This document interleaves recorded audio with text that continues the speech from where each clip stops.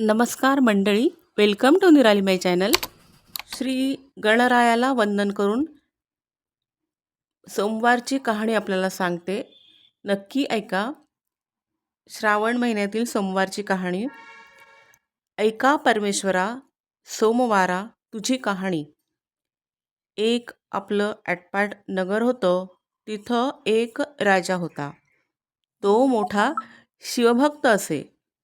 त्याच्या मनात आलं, आपल्या महादेवाचा गाभारा दुधाने भरावा.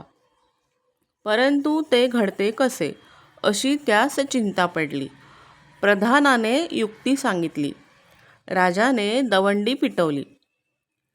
सर्व गावातल्या माणसांनी आपल्या घरचं दूध घेऊन दर सोमवारी महादेवाच्या देवळी पूजेला यावं. सर्वांना धाक पडला. घरोघरची माणसे घाबरून गेली. कोणाला काही सुचेनासे झालं. त्याप्रमाणे घरात कोणी दूध ठेवलं नाही. सगळं दूध देवळात नेलं.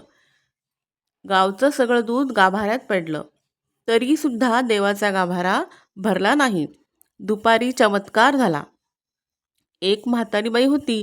तिनं आपल्या घरचं कामकाज आटोपलं. मुलाबाळांना खाऊ घातलं. लेकीसुनांना न्हाऊ घातलं. गाई वासरांना चारा घातला. त्यांचा आत्मा थंड केला. आपल्या जीवाचं सार्थक व्हावं म्हणून थोडं गंधफूल घेतलं. 4 तांदळाचे दाणे घेतले. 2 बेलाची पानं घेतली आणि खुलभर दूध घेतलं. बाई देवळात गेली. मनोभावे पूजा केली. थोडं दूध नैवेद्याला ठेवलं. देवाची प्रार्थना केली. जय महादेवा, नंदिकेश्वरा, राजाने पुष्कळ दूध तुझ्या गाभाऱ्यात घातलं. तुझा गाभारा भरला नाही. माझ्या खुलभर दुधाने तो भरणार नाही, पण मी आपली ते भक्तिभावाने अर्पण करते, असं म्हणून राहिलेले दूध गाभारी अर्पण केले. पूजा घेऊन मागे परतली. इकडे काय चमत्कार झाला. म्हातारी परतल्यावर गाभारा भरून गेला. हे गुरवाने पाहिले. राजाला कळवले, परंतु काही केल्या पत्ता लागेना. दुसऱ्या दिवशी राजाने शिपाई देवळी बसवले, तरीही शोध लागला नाही. चमत्कारही असाच झाला. पुढे 3ऱ्या सोमवारी राजा स्वतः बसला. म्हातारी आली त्यावेळेस गाभारा भरला. राजाने तिचा हात धरला. म्हातारी घाबरून गेली. तिला राजाने अभयवचन दिलं. तिने कारण सांगितलं. तुझ्या आज्ञेने काय झाले. वासरांचे, मुलांचे आत्मे तळमळले. मोठ्या माणसांची हाय हाय माथी आली.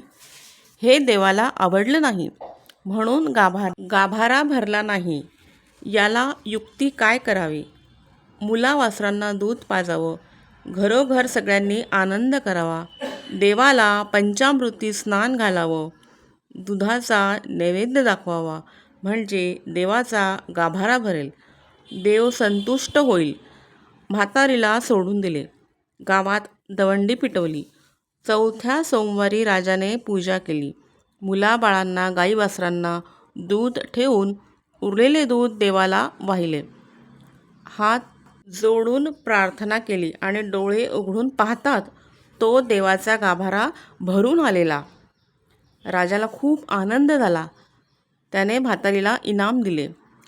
लेकी सुना घेऊन नांदू लागली तसे तुम्ही आम्ही नांदो. ही 60 उत्तराची कहाणी. 5 उत्तरी सुफळ संपूर्ण. कहाणी कशी वाटली ते कमेंट करून नक्की सांगा. Please like, share and subscribe निराली माय चॅनल. थँक्यू.